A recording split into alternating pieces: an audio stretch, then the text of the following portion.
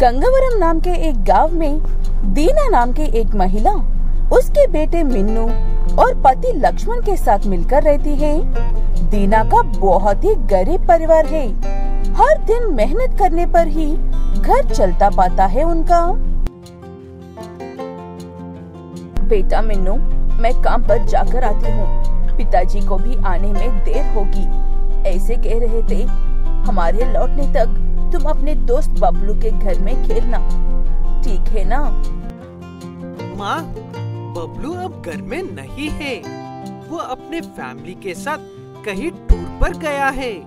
कुछ दिनों तक नहीं आएंगे कह रहे थे माँ। अरे ऐसा है तो तुम्हें अकेला रहना पड़ेगा घर में। लेकिन शाम होते तक मैं और पिताजी नहीं आएंगे। एक काम करो बेटा, तुम भी मेरे साथ ही आओ। मैं अपना काम कर लूंगी, तब तक तुम मेरे पास बैठे रहना।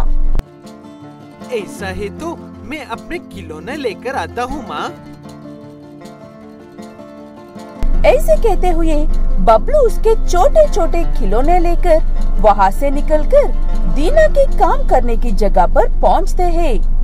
दीना श्रुति नाम की एक धनवान महिला के घर में काम करती है। श्रुति को उसके पैसों का बहुत घमंड है। ऐसे ही उसे गरीब लोग बिल्कुल भी पसंद नहीं आते हैं। हे दीना, कौन है ये लड़का? मेरे घर में क्यों लेकर आई हो इसे? देखो उसे कितना गंदा है। छी छी छी।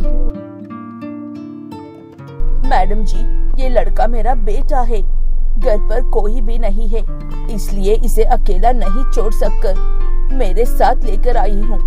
गलत मत समझना मैडम जी। तुम्हारा बेटा है तो क्या हुआ?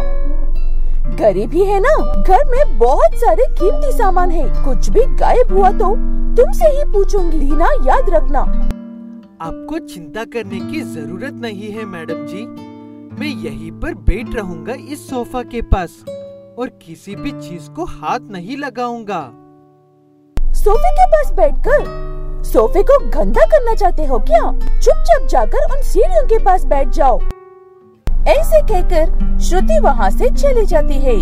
श्रुति ने जैसे कहा वैसे ही बबलू जाकर सीढ़ियों के पास बैठ जाता है और दीना भी अपना काम शुरू करने लगती है। ऐसे काम खत्म करके घर लौट जाते हैं दीना और बबलू। ऐसे अगले दिन सुबह भी दीना फिर से बबलू को लेकर श्रुति के घर जाती है। श्रुति को गुस्सा आकर फिर से चिल्लाने लगती है। ये घर है या सड़क?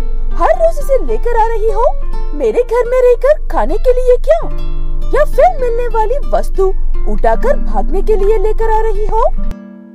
ऐसे कुछ भी नहीं है मैडम जी। घर में अकेला रहता है कहकर लेकर आ रही हूँ। इसका दोस्त गांव से लौट कर आते ही मैं इसे और नहीं लेकर आऊंगी। थोड़ा सा सब्र कीजिए। उसके बाद कुछ भी कहे बिना गुस्से में वहाँ से चली जाती है श्रुति। दीना भी अपना काम शुरू करती है और बबलू उन्हीं सीढ़ियों पर बैठकर खेलता है। वो संडे था। श्रुति के परिवार के सभी सदस्य घर पर ही है। मम्मी, मुझे आज एक पिज्जा चाहिए। चीज़ी पिज्जा चाहिए। सारा का सारा मैं ही खाऊंगा। जल्दी से ऑर्डर करो माँ। ठीक है बेटा, मुझे भी आज घर का खाना खाने के मन नहीं है। मैं भी पिज्जा ही ऑर्डर कर लेती हूँ। और आप क्या करोगी जी? तुम सब पिज्जा खा रहे हो तो मुझे भी पिज्जा चाहिए। उसमें क्या है? ठीक है, मैं ही ऑर्डर करता हूँ सबके लिए पिज्जा। ऐसे कहते हुए श्रुति के पति सबके लिए पिज्जा ऑर्डर करते हैं। उसके कुछ देर बाद पिज्जा घर के पास डिलीवर हो जाते हैं। श्रुति अपने बेटे को बुलाती है पिज्जा खाने के लिए, लेकिन वो मोबाइल में गेम खेलते हुए बिजी था। थोड़ी देर बाद खाता हूँ मम्मी। गेम खेल रहा हूँ, मुझे डिस्टर्ब मत करो। ठीक है, उसे छोड़ दो श्रुति। हम खाकर सो जाते हैं। वो बाद में खाएगा कह रहा है ना।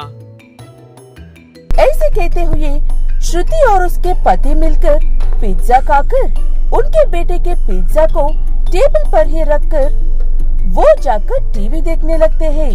इतने में बबलू उस पिज्जा के पास जाकर हाथ लगाता है और वो पिज्जा नीचे गिर जाता है। अपनी गेम खत्म करने के बाद वो पिज्जा देखकर श्रुति का बेटा, मम्मी, इस बबलू ने मेरे पिज्जा नीचे गिरा दिया है। अब मैं क्या खाऊं? मुझे भूख लगी है, मुझे पिज्जा चाहिए। वो आवाज़ें सुनकर श्रुति और उसका पति उस टेबल के पास आते हैं। इतने में दीना भी वहाँ पर भाग कर आती है।